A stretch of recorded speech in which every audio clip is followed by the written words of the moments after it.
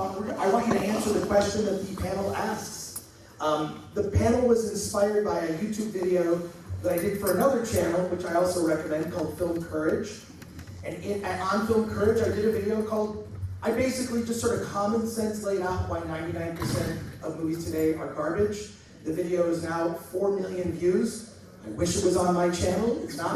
Yeah. But I love the guys from Film Courage. I love the people from Film Courage do a great job. Subscribe to them. But I want to ask this question, the sort of, what's the thumbnail view of that? Give me your interpretation of that. I mean, I know that like any individual, any of us here could probably talk for a couple hours just on that question, but just give me the quick summary of your thoughts, because everyone here is coming at it from a different point of view. I just want to hear it from the top, starting with you, Paulie. Let's go. Yeah, so you just saw my 2 videos this morning, and you know, from a Latino perspective, even when we're presented, it's crap.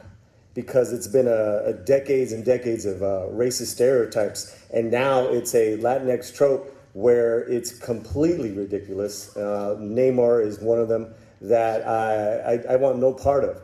And in what I was talking about is like, you know what?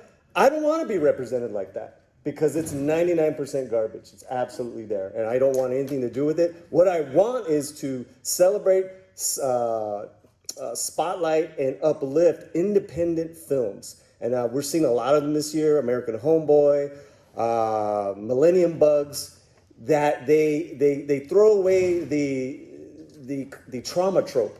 The trauma trope of being Latino, and they're just people with crazy, great stories. That's what I want. And those are so rare, but they're coming up. I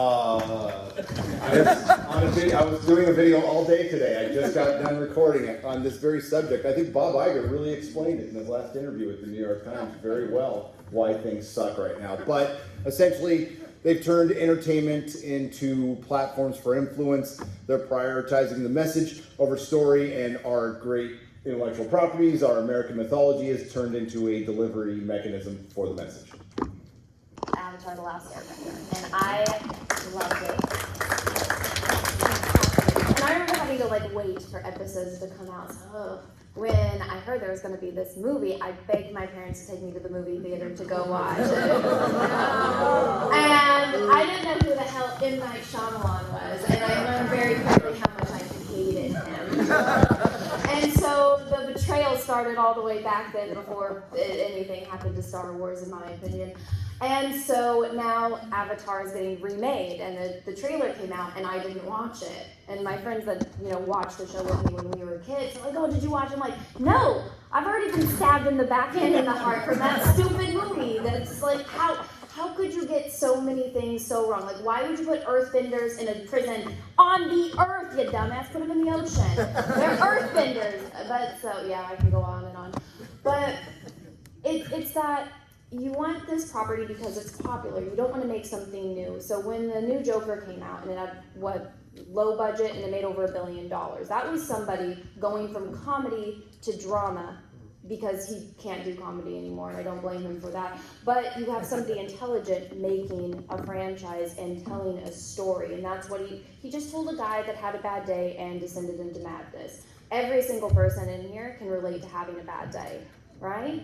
And so the people, it just sucks because I'm like, why wouldn't you care about telling these stories that can relate to so many people? And yeah, you might have the benefit of it being a very popular comic book character or Star Wars character, Star Trek character, Doctor Who, someone that everybody knows and already has that fan base built in. But instead they're wasting that opportunity because they just want money. Just put it out quick. They're going to like it because they'll buy anything from this franchise. And I think that that's one of the biggest, if not the biggest problem. All right, I want to hear what you have to say on this. I got to keep this brief. Go for it, man.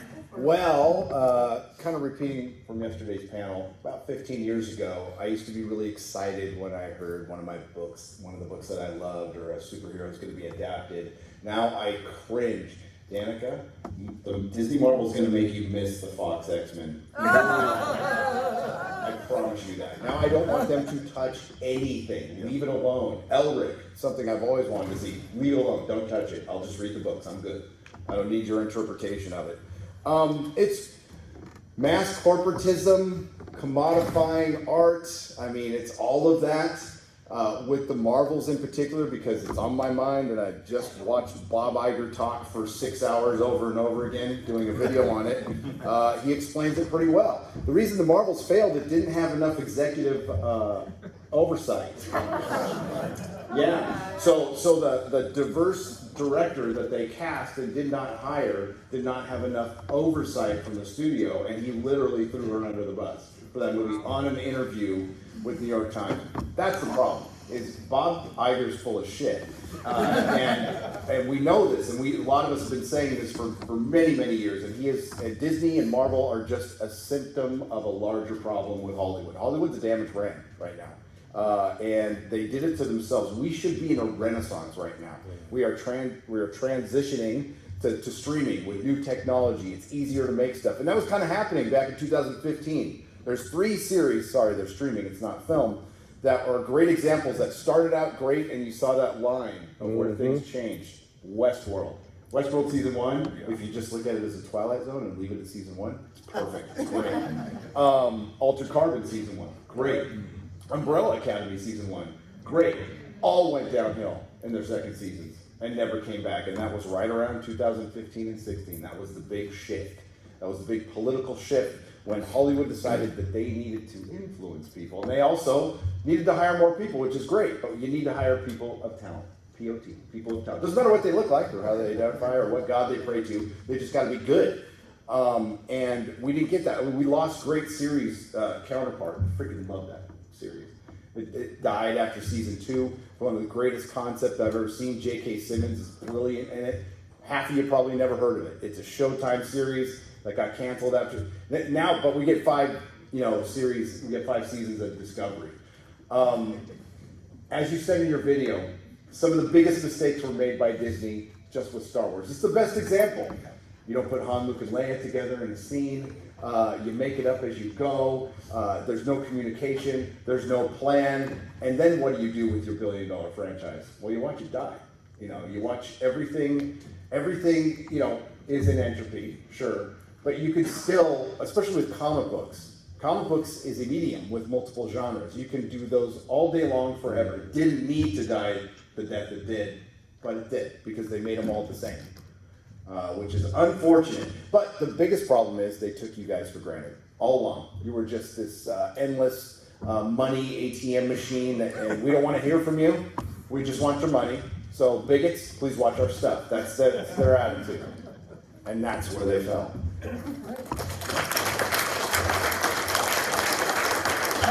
Yeah, I want to, Gary, you posted something today on Twitter in regards to the Godzilla -1 director wanting to direct a Star Wars movie. You said, stay away, stay away. That's huge, guys, is that our auteur directors, there are none anymore. They've either have just completely, they've just become cookie cutters versions of themselves, Robert Rodriguez, or they're doing their own thing. Rodriguez came out with they did an article with him this year, really recently. He was promoting his latest Spy Kids, where he said he doesn't want to do any more films where people are shooting each other. You did Mariachi. You did From Dusk Till Dawn. Some of the greatest films from the 90s. What are we doing? What are we talking about here? And then you give him Boba Fett. I mean, I don't know who that was as that film though, that television show. And I'll be the first to say I thought he was going to save Star Wars. I even said that. Robert Rodriguez is going to save Star Wars. Well, imagine But you're 10 years ago, Robert Rodriguez is going to do something with Boba Fett. You'd be like, what? Yes. Well, right. And I was kind of excited about that because he directed an episode of Mandalorian that kicked ass. And what I heard, he kind of saved it. He didn't have really much of a script. I'm like, yes, that was great. We got something. But you're absolutely right. After 2015, you just solely, not just in the television shows. in the films, but the directors themselves. And that's what you're seeing, guys, directors that refuse to do these films. They're running away. Thank God. Run away, Godzilla director, run away. Yeah, make more Godzilla. Make more Godzilla.